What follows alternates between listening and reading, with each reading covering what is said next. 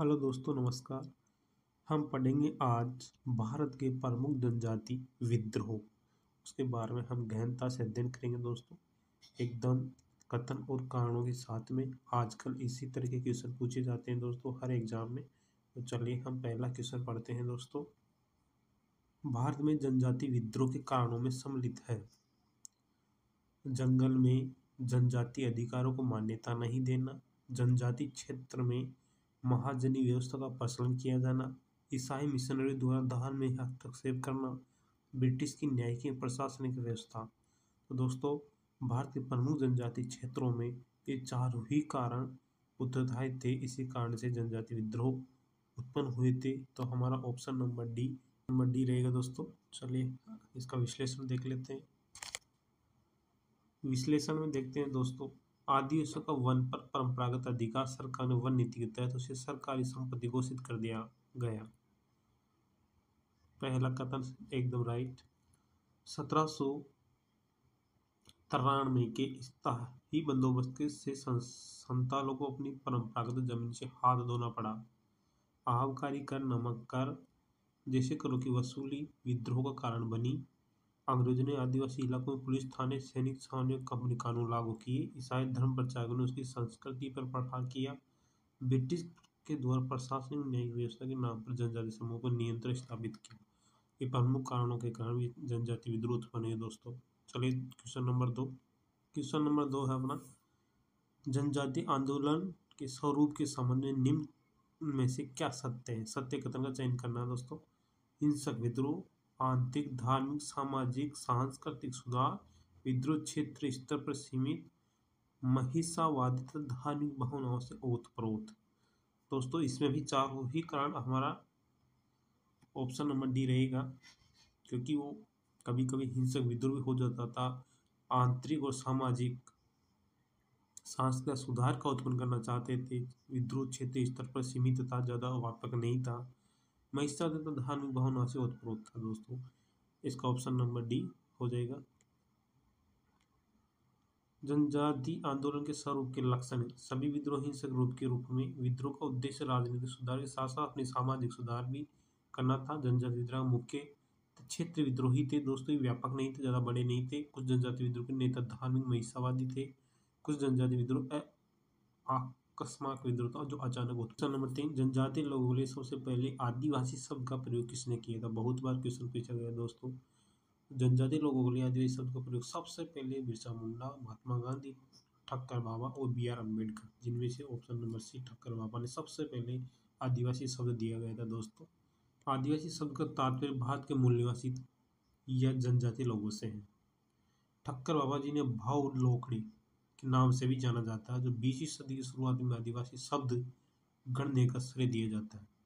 ठक्कर बाबा एक समाज सुधारक थे जिन्होंने भारत में आदिवासी लोगों के उत्थान के लिए काम किया था। निम्नलिखित में से कौन सा विद्रोह बिहार और झारखंड से क्षेत्र से संबंधित नहीं है? पहाड़िया विद्रोह, भूमिज विद्रोह, हो विद्रोह या चेर विद्रोह। इनमें से अपना ऑप्शन नंबर बी, ये झारखंड और बिहार से संबंधित नहीं है दोस्तों। पहाड़िया विद्रोह, हो विद्रोह और चेर विद्रोह, ये सभी विद्रोह झारखंड और बिहार के क्षेत्र में हुआ, तब ये वहाँ नहीं हुआ दोस्तों। क्वेश्चन नंबर 4 का विश्लेषण देखते हैं दोस्तों। भूमिज विद्रोह 1832 से 33 में हुआ। क्षेत्र बंगाल मिदनापुर जिले के बाराभूम धालमुल जंगल महल के क्षेत्र में हुआ दोस्तों। पहाड़िया विद्रोह राजमहल की पहाड़ी के आसपास, जो बिहार झारखंड में पड़ती है। वो विद्रोह 1820 में हुआ, 1831 के आसपास छोटा नागपुर के क्षेत्र में, छोटा नागपुर झारखंड में पड़ता है। चेर विद्रोह वर्तमान झारखंड में छोटा नागपुर क्षेत्र में हुआ दोस्तों। तो पहाड़िया विद्रोह, हो विद्रोह और चेर विद्रोह अच्छे से याद रखिएगा दोस्तों, ये झारखंड से संबंधित है। भूमिज विद्रोह जो पश्चिम बंगाल से संबंधित है। तो चलिए आगे 5वां क्वेश्चन में, निम्नलिखित युग्मों पर विचार कीजिए। तिलकमाझी के द्वारा विद्रोह कब किया गया था? कोल विद्रोह कब किया गया था? संताल विद्रोह कब किया गया था दोस्तों? उपयुक्त कथनों में से कौन सा सही सुमेलित है? ना 1, 2 और 3 तीनों ही सही सुमेलित है। तो तिलकमाझी के द्वारा विद्रोह उत्पन्न किया गया था, वो 1878 में किया गया था। कोल विद्रोह 1831 में और संताल विद्रोह 1855 और 56 में, जो झारखंड में है। कोल विद्रोह भी झारखंड बिहार में पड़ता है। तिलकमाझी के द्वारा विद्रोह हुआ, ये पश्चिम बंगाल में से संबंधित रखता है। तो चलिए दोस्तों इसका विश्लेषण देख लेते हैं। तिलक मांझी दोहार विद्रोह 1778-85 से 78 से 85 तक चला। कोल विद्रोह 1831 में चला। संताल विद्रोह जो 55-56 में चला। 1857 क्रांति से जस्ट पहले संताल विद्रोह चला था दोस्तों। मुंडा विद्रोह के संबंध में निम्नलिखित कथनों पर विचार कीजिए। ये छोटा नागपुर क्षेत्र रांची तथा सिंगभूम झीलों में हुआ। दिक्कु जमींदार तथा साहूकार के द्वारा शोषण एवं ईसाई मशीनरी के द्वारा धर्म परिवर्तन का प्रयास इनका मुख्य कारण था। बिरसा मुंडा ने जनजाति सुधार की प्रक्रिया को अपनाया। असत्य कथन का चयन करना है दोस्तों। नंबर डी इसमें अपना रहेगा, कोई भी असत्य नहीं, सभी सत्य है, क्योंकि छोटा नागपुर क्षेत्र रांची और सिंगभूम झीलों में हुआ था। दिक्कु जमीन पीड़ित हो गई थी जनजातियाँ। ईसाई मशीनरी के द्वारा उनका धर्म परिवर्तन करवाने का प्रयास किया गया, यह भी एक मुख्य कारण था। बिरसा मुंडा ने जनजाति सुधार की प्रक्रिया को अपनाया था। बिल्कुल राइट क्वेश्चन। चलिए दोस्तों आगे के क्वेश्चन की। मुंडा विद्रोह 1899 से 1900 के आसपास हुआ दोस्तों। छोटा नागपुर क्षेत्र रांची तथा सिंगभूम झीलों में नेतृत्व बिरसा मुंडा ने किया। इसका नेतृत्व क्वेश्चन किया बिरसा मुंडा ने किया। छोटा नागपुर रांची सिंगभूम झीलों में हुआ। कारण था इसका सामाजिक रीति रिवाज और भूमि संबंधी पारंपरिक तरीके काफी प्रभावित हुए। उच्च लगान हुई, अंग्रेजों के द्वारा उच्च लगान वसूली, भूमि से बेदखली कराया इनको, और जमींदारों और साहूकारों के शोषण से भी ये पीड़ित थे जनजाति वर्ग। ईसाई मशीनरों के द्वारा धर्म परिवर्तन का प्रयास किया गया, उसको भी एक मुख्य कारण हुआ। बिरसा मुंडा के नेतृत्व में किए गए आंदोलन को उलगुलान महान कोलाहल कहा जाता है। बिरसा मुंडा ने मुंडा समाज को एकत्रित करने के लिए जनजाति सुधार की प्रक्रिया को अपनाया। 1930 में काश्तकारी अधिनियम पारित किया गया, जिसके तहत मुंडाओं की खटकुटी प्रणाली को मान्यता दी गई। 1908 में छोटा नागपुर काश्तकारी अधिनियम पारित किया गया था। निम्नलिखित कथनों पर विचार करें। संताल विद्रोह के पश्चात संताल परगना नामक क्षेत्र का निर्माण किया गया। मुंडा विद्रोह के परिणाम स्वरूप 1908 में छोटा नागपुर काश्तकारी अधिनियम पारित किया गया। खुदकुटी प्रणाली संताल से संबंधित थी। दोस्तों इसमें क्वेश्चन नंबर 7 में ए ऑप्शन रहेगा, क्योंकि जो खुदकुटी प्रणाली है वो संतालों से नहीं बाकी मुंडाओं से संबंधित रखती है। संताल विद्रोह के पश्चात भागलपुर और भीरपुर जिलों को मिलाकर संताल परगना बनाया गया। संतालों में पारंपरिक राजनीतिक तथा सांस्कृतिक व्यवस्था बनाए रखने के लिए विशेष कानून पारित किए गए। भूमि को विक्रयहीन बनाया गया तथा संताल परगना क्षेत्र को प्रशासन के लिए अलग से सरकारी पद निहित किया गया। मुंडा विद्रोह के पश्चात अनिवार्य बेगार प्रथा को समाप्त किया गया। एक ये परिणाम निकला। 1903 में काश्तकार अधिनियम पारित किया गया, जिसके तहत मुंडाओं को खुदकुटी प्रणाली को मान्यता दी गई। 1908 में छोटा नागपुर काश्तकारी अधिनियम पारित किया गया। दोस्तों निम्नलिखित में से कौन सा विद्रोह बंगाल से संबंधित नहीं था? पागलपंथी बंगाल से संबंधित है, बिल्कुल है। चौहार भी बंगाल से है, बिल्कुल है। भूमिज भी बंगाल से बिल्कुल है, लेकिन रामोसी नहीं है। क्वेश्चन नंबर अपना सी ऑप्शन रहेगा दोस्तों। क्यों? क्योंकि रामोसी महाराष्ट्र से संबंधित रखता है।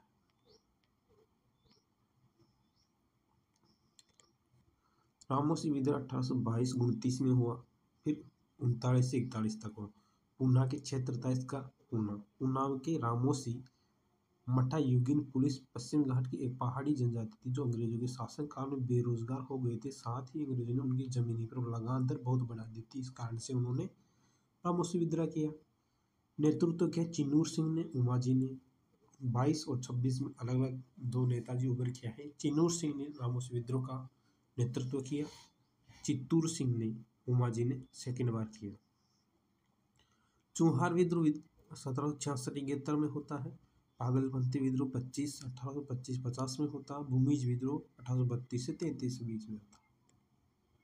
खोद विद्रोह के संदर्भ में निम्नलिखित कथनों पर विचार करें। अंग्रेजों के द्वारा मेरिया नरबली प्रथा प्रतिबंधित किए जाने के विरोध में ये आंदोलन प्रारंभ हुआ। इसका मुख्य क्षेत्र उड़ीसा था। नेतृत्व चक्र बिश्नोई ने किया था।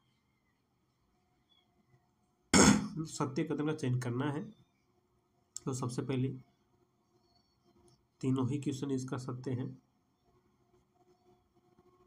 ये खोंद विद्रोह उड़ीसा क्षेत्र से संबंधित रखता है दोस्तों। खोंद विद्रोह 1837 और 56 के बीच चला।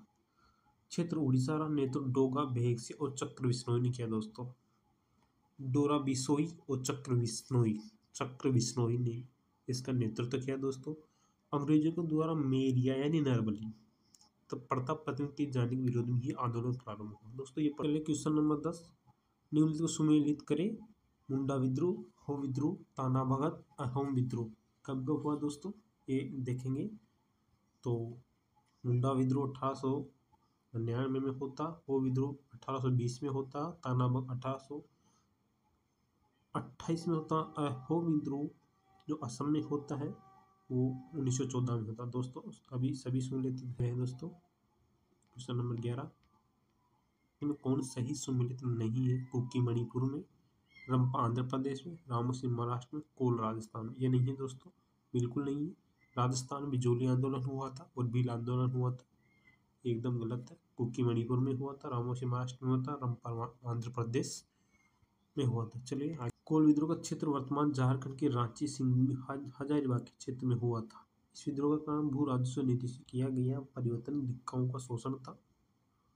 विद्रोह 1831 और 32 में हुआ दोस्तों। संताल विद्रोह के संबंध में सत्य कथन चुनिए। संताल विद्रोह 1855-56 में हुआ। विद्रोह का नेतृत्व सिद्धू कानू ने किया, बिल्कुल। विद्रोह के पश्चात संताल परगना निर्माण किया गया। ऑप्शन नंबर सी अपना करेक्ट आंसर रहेगा दोस्तों, तीनों ही कथन सत्य हैं।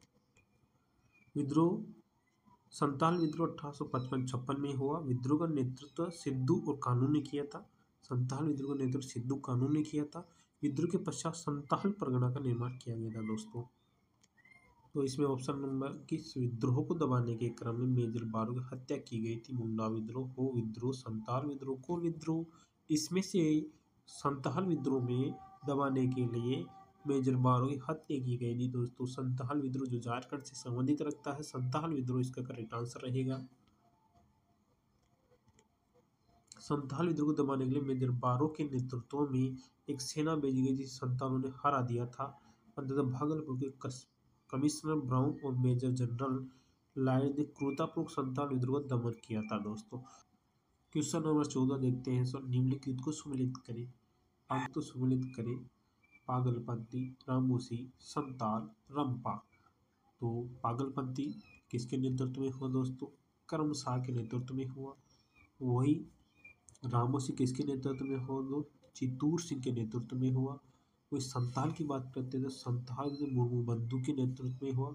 और रंपा हुआ राजू जी के नेतृत्व में। Option number C, option number sorry A अपना करेक्ट आंसर रहेगा दोस्तों। चलिए आगे। पागलपंथी कर्मशाह ने नेतृत्व किया, रामोसी का चित्तूर सिंह ने किया, संताल का मुर्मू बंधु ने किया, रंपा का राजू ने किया दोस्तों। नंबर 15 निम्न में कौन सा विद्रोह जनजाति विद्रोह नहीं था। चुहार विद्रोह, तेबागा विद्रोह, पहाड़िया विद्रोह, खासी विद्रोह। चुहार विद्रोह, तेबागा विद्रोह, पहाड़िया विद्रोह, खासी विद्रोह। दोस्तों तेबागा एक किसान आंदोलन था, ये जनजाति विद्रोह नहीं था। ऑप्शन नंबर बी अपना राइट आंसर होगा। तेबागा जो बंगाल में किसान आंदोलन से जाना जाता है।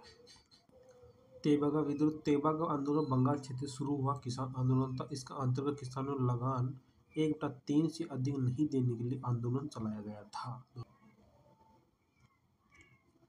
बिरसा मुंडा के आध्यात्मिक गुरु थे आनंद पांडे, रामचंद्र पांडे, दयानंद सरस्वती, स्वामी विवेकानंद।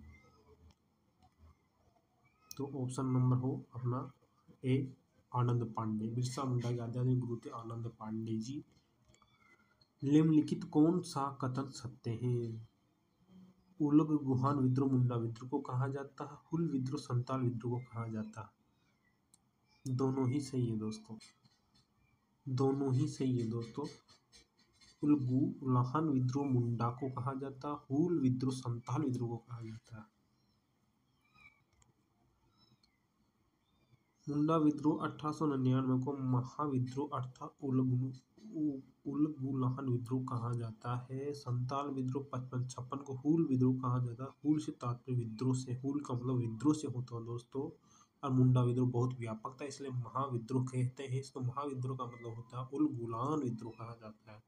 तो ये क्वेश्चन पिछली बार 2022 की यूपीएससी प्रीव्यू पूछा गया क्वेश्चन है दोस्तों। तो बहुत अच्छा क्वेश्चन है। भारत में 19वीं शताब्दी के जनजाति विद्रोह के लिए निम्नलिखित में से कौन से तत्वों ने साझा कारण व्यय किया? भू राजस्व की नई प्रणाली का लागू होना और जनजाति उत्पादनों पर कर का लगाए जाना, जनजातीय क्षेत्र में विदेशी धर्म प्रचारकों का प्रभाव, जनजातीय क्षेत्र में बिचौलियों के रूप में बड़ी संख्या में महाजनों, व्यापारी और लगान के ठेकेदार को बढ़त, जनजातीय समुदाय की प्राचीन भूमि संबंधी व्यवस्था का संपूर्ण विधान। दोस्तों इसमें से यह चुनना है चारों कारणों में से सबसे सटीक और सबसे प्रभावी कारण कौन से है। तो चारों ही कारण ठीक, लेकिन इनमें से सबसे ज़्यादा लगान, सबसे ज़्यादा प्रभावी कौन सा? तो ऑप्शन नंबर डी इस पे आएगा। जनजातीय समुदाय की प्राचीन भू संबंधी व्यवस्था का संपूर्ण विधारण हो जाए, क्योंकि इसमें ये तीनों कारण भी शामिल हो जाते हैं। सभी कारण सही है, परंतु जनजातीय समुदाय की प्राचीन भू संबंधी व्यवस्था का पूर्ण विधारण मुख्य कारण थे। बुद्धों का संबंध किस विद्रोह से है? तो कोल विद्रोह से है दोस्तों। कोल विद्रोह 1831-32 में छोटा नागपुर क्षेत्र में हुआ था। इस विद्रोह के नेतृत्व को तब बुद्धो भगत थे। बुद्धो भगत की मृत्यु के बाद विद्रोह का संचालन गंगा नारायण ने किया था। चलिए दोस्तों, लास्ट क्वेश्चन अपना, निम्नलिखित को क्रम में सजाए। चेर विद्रोह, हो विद्रोह, कोल विद्रोह, संताल विद्रोह। ऑप्शन नंबर ए चेर विद्रोह, हो विद्रोह, कोल विद्रोह, संताल विद्रोह। मतलब कब हुआ, क्रम मतलब अपने सन के अनुसार इसको सजाना है। चेर विद्रोह 1800 में होता, हो विद्रोह 1820 में होता, कोल विद्रोह 31 में होता, संताल विद्रोह 55-56 में होता। क्षेत्र सभी का क्षेत्र विद्रोह बिहार झारखंड है। दोस्तों नमस्कार। चलिए, आपको देखने में बहुत बहुत धन्यवाद। आपको थोड़ा बहुत भी अगर समझ में आया तो लाइक और शेयर जरूर कीजिए दोस्तों। हमारे चैनल को सब्सक्राइब कर लीजिएगा दोस्तों, please. Thank you so much.